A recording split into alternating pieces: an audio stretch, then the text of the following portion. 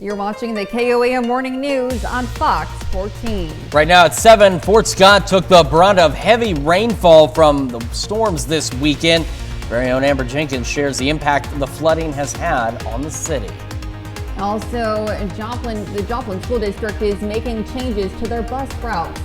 KOAM Samantha Walker has the details. And our Tuesday starting off pretty good. Most of this day looking great, but we have more thunderstorm chances on the way. We'll take a look at that forecast to get you out the door coming up. The 4 states' most watched news starts now. Good morning and welcome to the KOAM Morning News on Fox 14. I'm Elise Snowy. And I'm Chris Warner, just after 7 o'clock on this Tuesday morning. And of course, we had a tumultuous weekend of strong, severe thunderstorms, 11 tornado reports in southeastern Kansas. Wow. And we got a break yesterday. We did. It was gorgeous out there. Yeah, it really it's going to be pretty decent most of today. We do have more rain on the way. We'll talk about all of that in detail. And of course, we mentioned yesterday some of those rainfall totals across southeastern Kansas. Right, yes. Upwards of a foot of rain in Fort Scott, one of those Yes. communities. Yes, communities across the 4 states, as Chris mentioned, are cleaning up flood damage from weekend storms. And areas around Fort Scott are among the worst hit by the flooding. KOAM's Amber Jenkins has more. This was one of the worst floods we've had in a while. 1986 was the worst flood that I've ever witnessed. I've been here 54 years, and that was the worst flood where the water crested at 52 feet, and this one crested right around 47 and a half feet. Fort Scott City Manager Bradley Mackin thanks local emergency services for their assistance during the severe weather and flooding. City officials are now focusing on cleaning up. You know, I don't think the cleanup is going to last that long. We've got a couple roads that have to be redone to repair those once we get started on them, but we have to get to that point. But the overall cleanup won't take more than a week, and we'll be back to normal business. It's not just city and county workers dealing with the aftermath. Workers at Pete's convenience store on US 54 cleaned up over a foot of flood water. Came down to check on the place because it was flooded really bad yesterday. And showed up, and I didn't think it was going to be this bad, but it's pretty bad.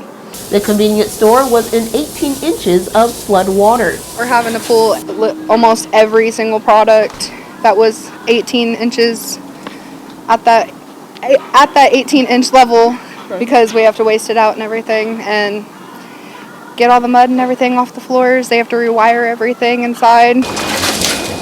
Residents are eager to clean up and for water levels to return back to normal because navigating across town is tricky. Then the river overflowed down there by the bridge. It was rolling over the river so it couldn't come down here. And I don't know, it's a mess. Reporting in Fort Scott, Amber Jenkins, KOAM News. According to the city manager, the cleanup should take less than a week and damaged roads will be repaired. And unfortunately, we have more rain on the way for southeastern Kansas out there, so hopefully you can kind of catch up, get things kind of cleared out before it starts to rain again. Let's start with a quick look outside from our camera on top of the Cornell Complex downtown Joplin. As you can see, a stray cloud or two. That's going to kind of be the theme for today. Otherwise, sunny for most of the day, warm and breezy out there.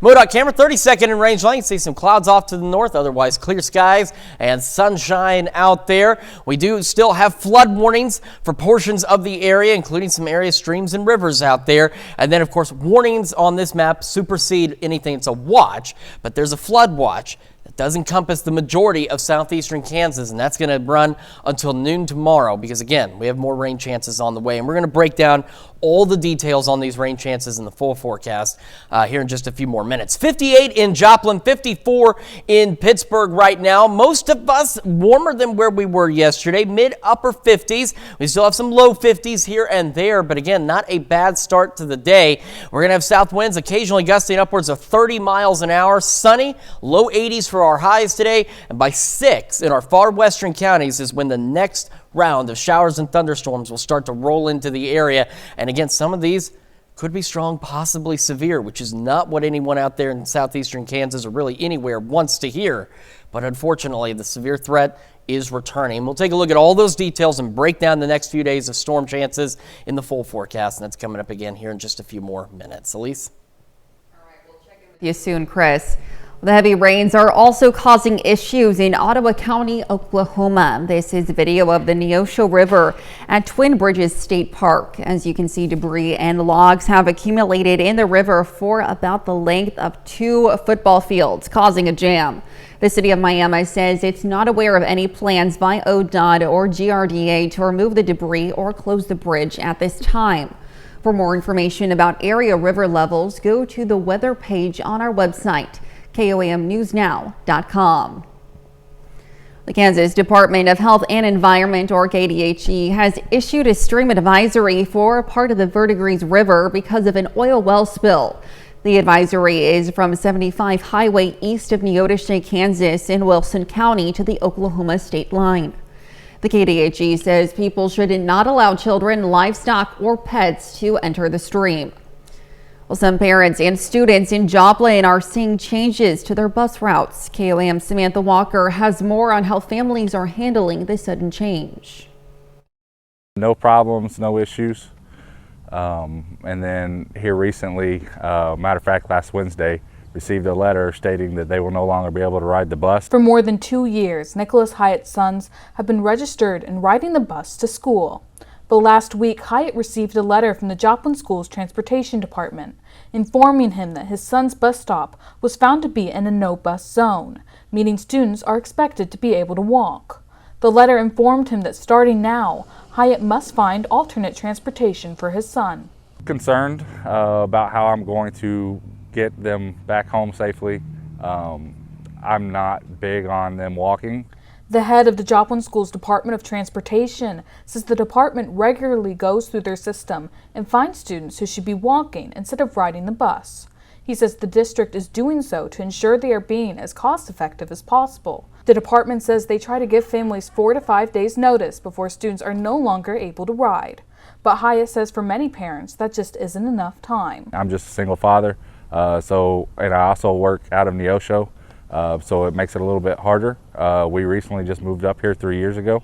There's not a lot of family help around here for myself, and I'm sure it's the same thing for other parents around the community. For now, Hyatt says he will be using his lunch break to drive from Neosho to pick up his son from school. Reporting in Joplin, Samantha Walker, KOAM News. The Joplin Schools Department of Transportation says they are continuously looking for ways to make their system more efficient. They say one way to do that is to identify and eliminate bus rides for students who live within their walk zone. Well, still ahead, Katie Logan from the Carthage Humane Society shares how you can help animals in need. But first, here's a live look at the Sherwood Raider Farm.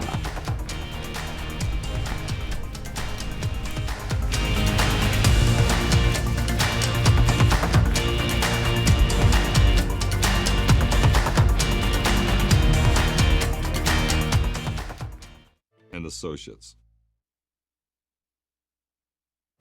Oh, welcome back. The Wildcat Rummage Sale is just about ready for the semi-annual fundraiser this weekend. Robin Standridge, one of the organizers, is with us to share not only what you can expect when you visit, but also how you can help the park. Welcome, Robin. Thank you so much for being with us this morning. So could you talk to me a little bit about what the Wildcat Rummage Sale is? This is a semi-annual event, like you said. We have our volunteers. They're actually the ones who organize it.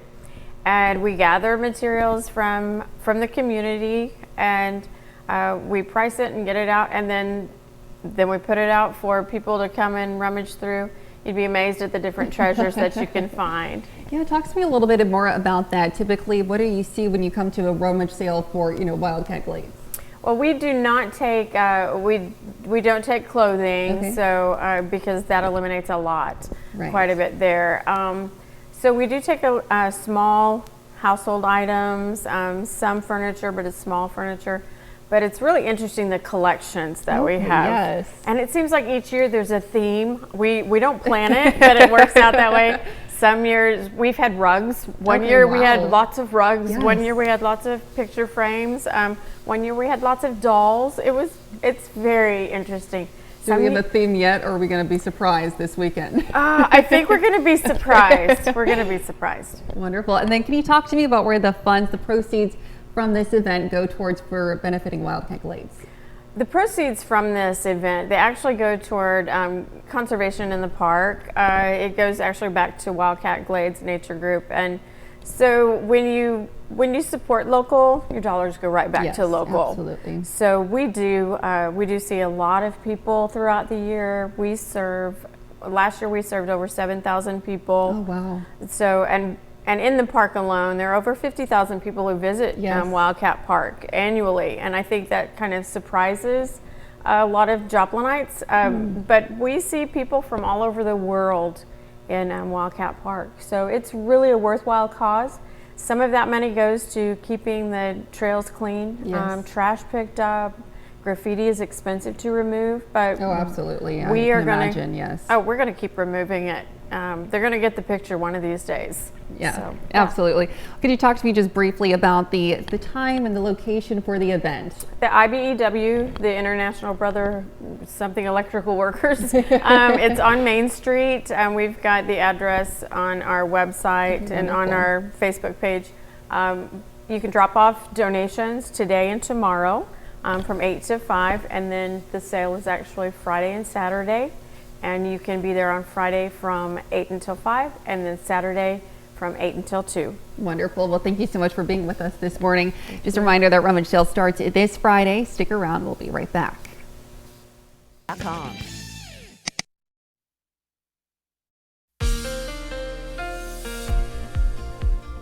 Welcome back to the KOAM Morning News 716 on this Tuesday morning. A quick look again at the flood warnings that we do have across the area, and these are continuing, especially for some of the rivers out there. And we still have aerial flood warnings in southeastern Kansas. And again, warnings supersede watches on this map, but we have a flood watch for most of southeastern Kansas that'll run until noon tomorrow because we have more showers and thunderstorms on the way. We're going to break that down in detail in just a moment.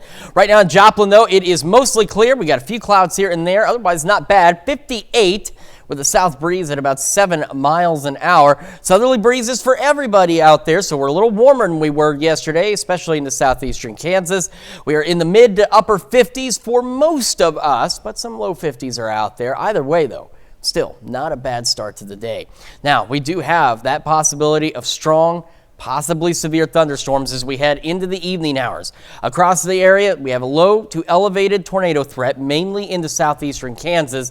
Then we have a low to elevated hail risk across a broader portion of the area, and same with the wind. And we do have that little sliver of significant hail risk in parts of southeast Kansas for the possibility of very large hail. Now, the primary concern with these storms is going to be wind and hail, but as we just showed you, an isolated tornado cannot be ruled out. Now, most of today is going to be pretty decent. We're going to have gusty south winds at about 30, and we're looking at highs in the low 80s, just a few clouds here and there. By 6, 7 o'clock, here come these thunderstorms. Now, there's a greater risk for severe weather off to our northwest. This is going to be part of that complex that's going to roll into southeastern Kansas through the evening hours, where we could see again some strong, possibly severe thunderstorms. And those will shift into mostly into northeastern Oklahoma by about midnight. By 3 a.m., the last of these showers starting to roll out of here.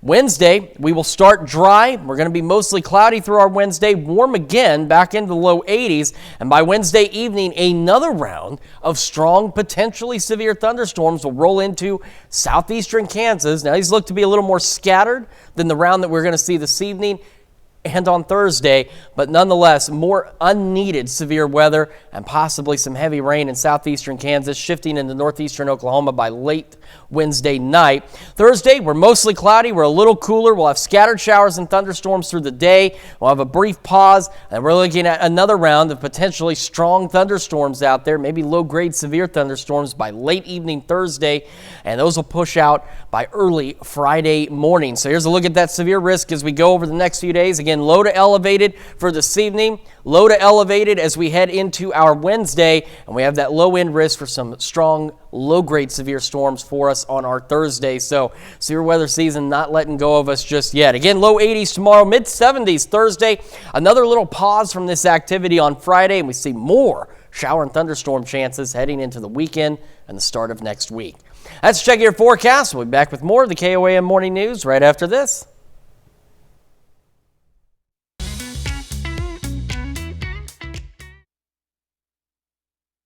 Welcome back. Katie Logan from the Carthage Humane Society joins us this morning. She's here to share about tomorrow's event, Empty the Shelters, with the Bissell Pet Foundation. Welcome so much. Thank you for being with us this morning.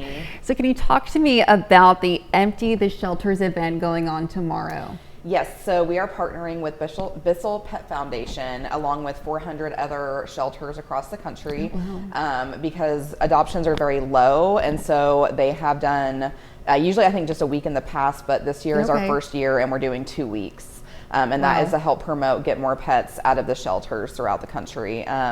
Everyone is so full right now that we need to get adoptions moving in order to save more animals. And so that is by lowering the adoption fee? Yes. And so does that change the process, that all of the typical adoption process as well, or is it just lowering the fee? No, it's just lowering the fee. Yep, it's the same adoption process. You can fill out an adoption application on our website, carthagehumanesociety.com.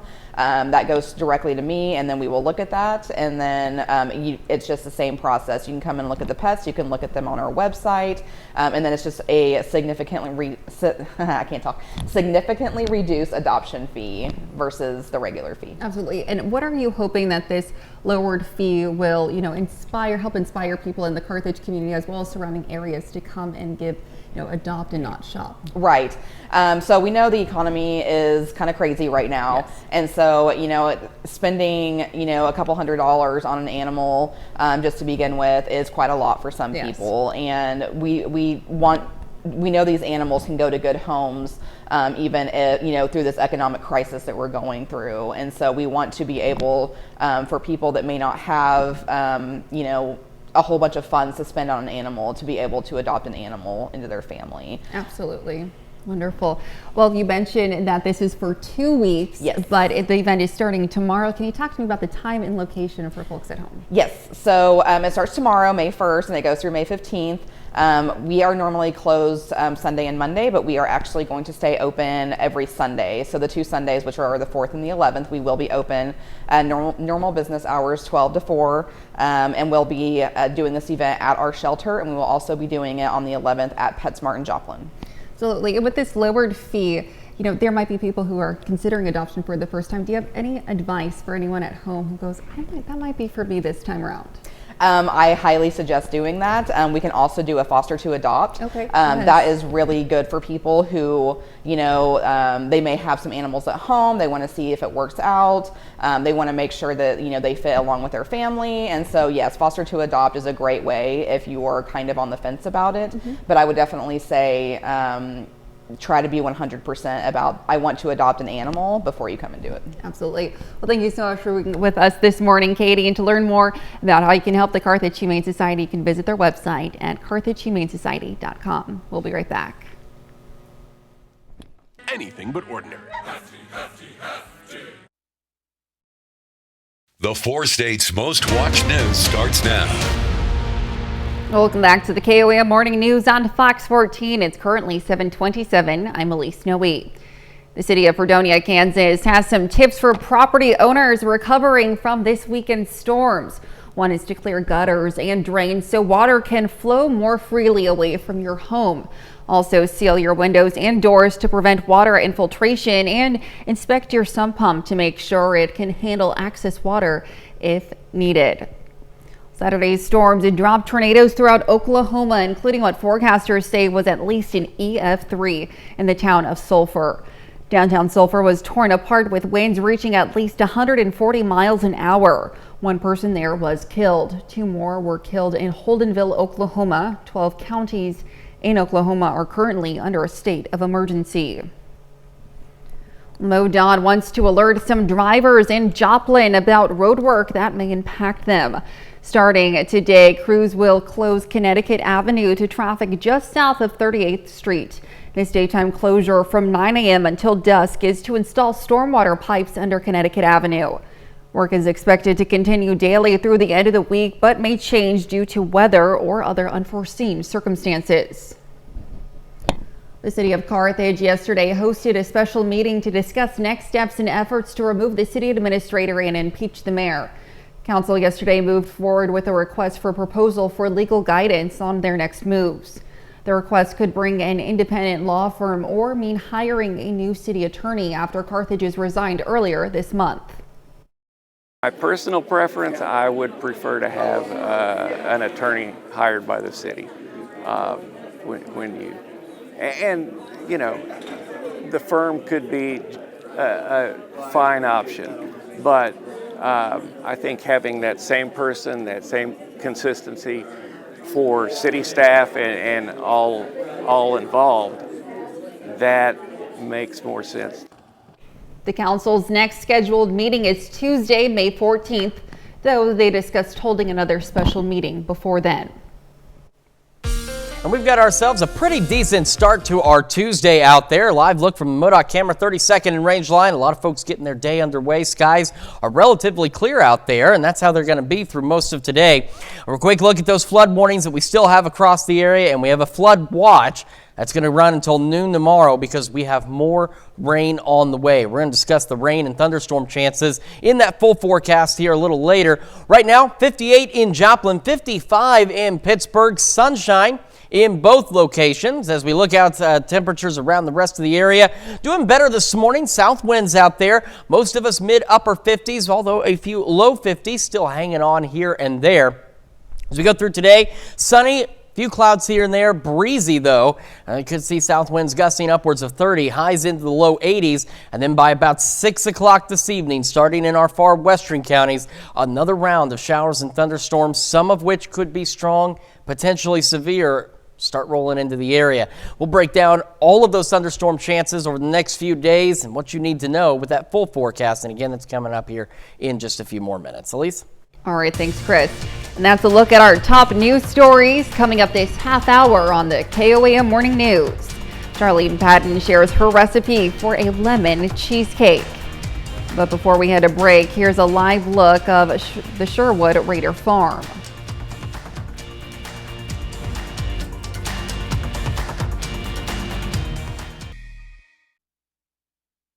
Welcome back to the KOAM Morning News. Again, our good friend Charlene Patton from the Kansas Soybean Commission joining us from Topeka.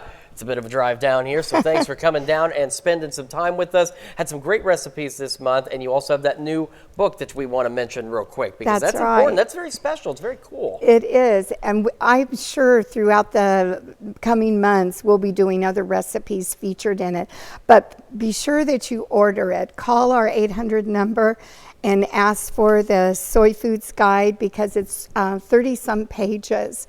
And it's 4-color with recipes and lots of the new health information. I thought we'd end this month by doing a dessert. How about that? That sounds great. You can't go wrong with dessert anytime. We've tried to use a variety of soy ingredients because it's National Soy Foods Month. Right. So in here I have 2 packages of soy cream cheese. And you know, a lot of times people think of using soy as an alternative if they are allergic to an ingredient. Okay. So if you have a lactose problem, you can use soy because that will benefit you. So I have 2 8-ounce packages of soy cream cheese. Okay. You're going to add a half a cup of sugar that I'm going to add in there, give it a little bit of sweetness in there. And I'm going to start mixing that up. Okay. And then to that, you're going to add, we've got 2 eggs. And just to make it easier to mix them, and you could do this with a mixer to an electric mixer. We'll add 1 egg at a time and mix this together. All right. There we go. First egg in there. Yeah, get that in and we'll start mixing it. Great. And when I didn't say, but when you do your cream cheese, have it softened. Leave it out for just a little bit. It'll be a lot easier to mix when you're doing it. Okay, now go ahead and add that other egg there. Okay. Great. 1 more egg coming in. Yeah, great. Get that all mixed up. And then you have some lemon zest that I did. Oh gosh, this has wonderful flavor in it, and you can go ahead and add that to it. Okay. Thank you. Oh boy, that just about came all right well, out there. Great. There we go. Making it easy for you. Okay, we'll add that there. And then you have some soy sour cream. So we have several soy ingredients in this recipe. Great. And you can go ahead and add that. Okay, now this isn't just going to come right on out of there. There we go. All right. Perfect. And then our last ingredient there that you're going to add is freshly squeezed lemon juice. And that, by squeezing it yourself, you're just getting all that great flavor. Okay. So go ahead and add that. All right. And we'll mix that together. So I've done this with just a spoon, but you could use your electric mixer. Just mix it really good. And then what we're going to do after that's mixed really good is that we have our 8x8 baking dish here. And I have our graham crackers in there with some margarine that was melted and some sugar. And we mixed that all together and then just pressed it in there. We didn't bake it ahead of time or anything. We will pour this mixture into there and then bake it. And it's going to bake at about 325 again for about 40 to 50 minutes. Just till the center is almost set. And then you can see how we're serving it over here. It has a little bit of strawberry jam. I put it in the microwave just to thin it out a little bit.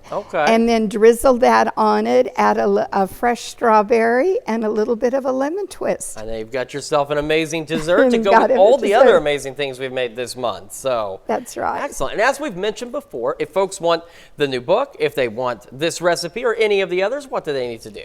They should call our 800 number, 877-KS Soybean, or you can go on our website at kansassoybeans.org. We have all the recipes that we've done for April.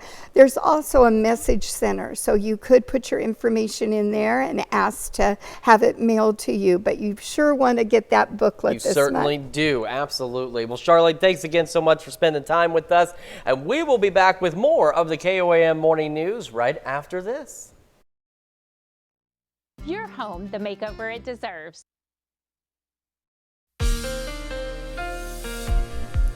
Welcome back to the KOAM Morning News, 7:40 now on this Tuesday morning. A quick look again at the flood warnings across the area. They're in the light green color. We just want to remind you of where those are. Remember, turn around, don't drown. And then on top of that, we have a flood watch that will go into effect and run until noon tomorrow, as we're expecting additional showers and thunderstorms across the area. We're going to talk about those here in just a moment. First, quick look outside. Again, just a few clouds out there, otherwise looking pretty good. In Joplin, 58, south breeze at 7 miles an hour. Temperatures around the region, again, not bad, warmer than yesterday. We're mid-upper 50s, starting to see a few more 60-degree readings out there, and still a couple of low 50-degree readings out there. But again, overall, not a bad start to the day. All right, this is where we go this evening. This is our severe threat. We have a low to elevated tornado risk across portions mainly into southeastern Kansas. And we have a low to elevated hail risk and a low to elevated wind risk across a broader area. And then just a sliver of a significant risk for some large hail, very large hail, 2 inches in diameter or greater. Hail and wind are the primary threats with these storms, but as you just saw, also an isolated tornado cannot be ruled out. Ahead of all of that, our Tuesday looks fantastic. A few clouds here and there. Gusty south winds pushing about 30 miles an hour, and we're looking at temperatures in the low 80s. By 6, 7 o'clock, here come the thunderstorms. There's a greater risk for severe weather out in our northwest. This is going to be part of that complex rolling into southeastern Kansas. And these storms, again, could be strong, possibly severe out there. By 9, a few more of those across southeastern Kansas. And then they'll start to shift into northeastern Oklahoma as we go overnight tonight, leaving a few showers and storms until about 3, 4 o'clock tomorrow morning. Those will clear out. We'll start our Wednesday dry. We'll be mostly cloudy, warm again on our Wednesday. And then by Wednesday evening, another round of strong, possibly severe thunderstorms across southeastern Kansas will roll through. These are going to be a little more scattered than what we're going to see this evening and Thursday, and this complex will shift into northeastern Oklahoma late on Wednesday into early Thursday morning. Thursday, we are mostly cloudy. We'll have scattered showers and thunderstorms throughout the day, and then we'll have a chance for additional strong to low-grade severe thunderstorms late Thursday evening out there, and those will clear out of the region by about 1 o'clock on Friday morning.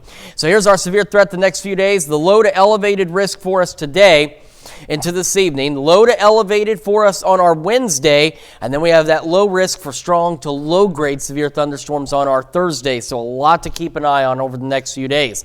Again, low 80s today, low 80s on Wednesday, mid 70s Thursday. We get a pause in the activity on Friday. And then more shower and thunderstorm chances as we head into the weekend and the beginning of next week. Let's check your forecast. I'm going to send it over to Elise now for Consumer Watch.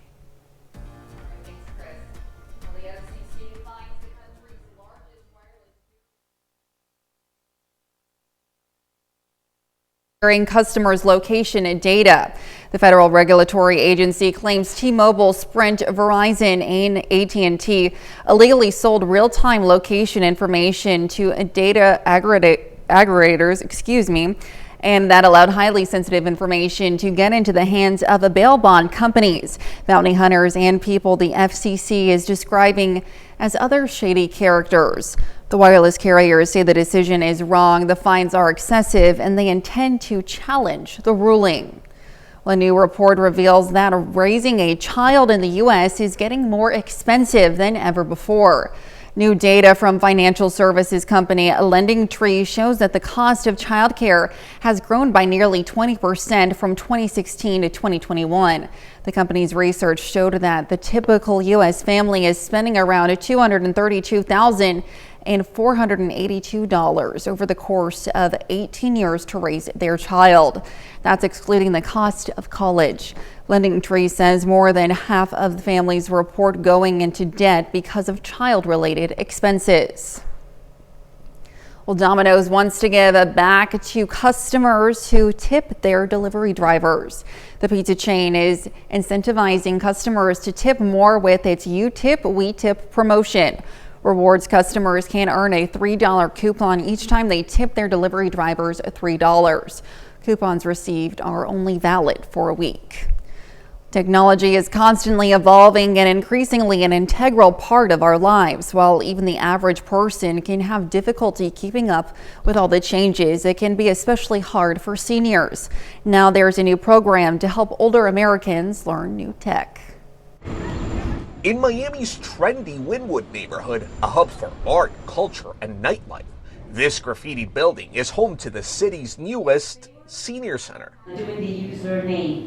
Amparo Sierra is a proud member. I feel comfortable, like a second home. Here, AARP runs Senior Planet, a tech-themed space for older adults. Sierra, who retired in 2016, can take a range of classes, and she signed up for nearly all of them. So that was very interesting. I loved that one. From computer basics to downloading smartphone apps to using social media and even hailing rideshare pickups. They're teaching you new things like how to use Uber.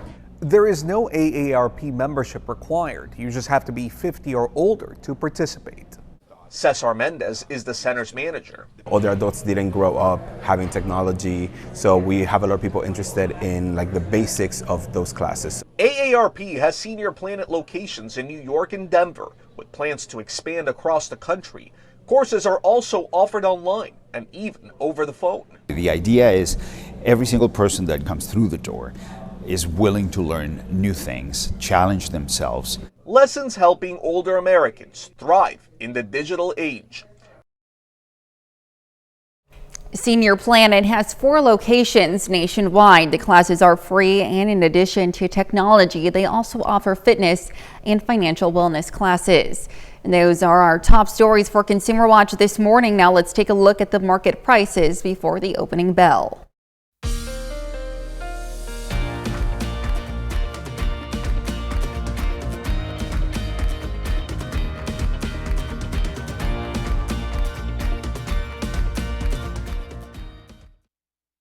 Critical Crossroads, Wednesday on KOAM News at 9 on Fox 14. From water to sports drinks, beverage companies are adding healthy ingredients, promising to do more than just quench your thirst. Now the same idea is being served up behind the bar. All of these herbs, spices, and mushrooms are being served up in a bottle. Non-alcoholic drinks packed with promises, some giving you a kick, others made to mellow you out. We try and create drinks that can fit into these social occasions, which alcohol has traditionally serviced for a long, long time. Got a couple of ingredients. 3 Spirit is a company on the frontier of functional drinks, giving consumers a natural beverage to change their mood without the hangover. So they can help you feel a bit more relaxed in stressful situations, or they can help raise your metabolism to give you more energy. Their most popular, called Nightcap, made with valerian root, lemon balm, and hops, helps you wind down. So it's a slow sipper at the end of the night, and it makes a real mean old-fashioned style drink. I like the complex flavors. It really is not what I expected. Creating functional beverages is a growing industry. A low to no alcohol market, analysts estimate, is worth more than $13 billion globally. Alcohol-free is at early days, functional is at really earlier days. At London's Club Soda, Laura Willoughby guides people through her shelves of designer drinks. Some offer an alternative to beer, others give a twist on favorite cocktails. Having functional ingredients in your drink allows people to think they're gaining something. Something other than a headache. Just knowing that it's got some added benefits that mean that you could go out to the pub with your mates and come out healthier. How amazing is that? Letting people drink to their health in a healthy way. Nutritionalists say the general trend of consumers looking for healthier beverages is a good one. But they advise people to read ingredient labels carefully, especially if they're pregnant, taking medication, or other health issues. Certainly a new take on what you get at the bar. Fascinating there. Yeah. Watching that, I was impressed. Some interesting beverage choices these days. Certainly. We've got another round of strong, potentially severe thunderstorms as we head into this evening. So here's a look right now at the expectations for our evening severe threats. You can see we have a low to elevated tornado risk primarily across portions of southeastern Kansas. We also have a low to elevated hail and wind risk out there, and we have that significant hail risk for very large hail just in a sliver of our counties in southeastern Kansas. Some of the good news, if you will, is hail and wind is the primary concern with these storms, but of course, an isolated tornado cannot be ruled out. However, southeast Kansas especially does not need any additional severe weather or any additional very heavy rainfall, but we're not quite done with everything just yet. Now, the majority of our Tuesday looks great. We're going to have a few clouds here and there. We're going to be sunny. Temperatures into the low 80s today. South winds gusting upwards of 30. By 6, 7 o'clock, here come those showers and thunderstorms. And again, some of these could be strong to severe. Here we are at 9. That threat starts to shift into parts of northeastern Oklahoma. And by about 4 a.m., the rest of this is out of here. Our Wednesday is going to be mostly cloudy, warm again, back in the low 80s, and yet another round of strong, potentially severe thunderstorms, primarily into southeastern Kansas, will return tomorrow evening. That complex again shifts down into northeastern Oklahoma and clears out. And then our Thursday, scattered showers and thunderstorms through the day. Some of those could be strong, but the better opportunity will once again be in the evening for another potential round of strong to low-grade severe thunderstorms across a broader portion of the area as we go into late Thursday and very early Friday morning. So here's that look again. Low to elevated severe threat heading into this evening. Low to elevated risk tomorrow as well. And then at low risk for strong to low grade severe thunderstorms on our Thursday. A lot to keep an eye on over the next few days. We'll have another look at your forecast, including the 10-day, plus the news you need to know right after this.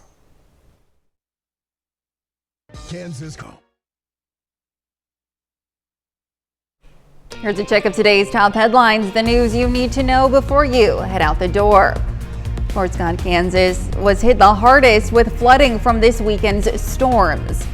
According to city officials, most of the flooding is north of a town and along Highway 54 east towards Uniontown.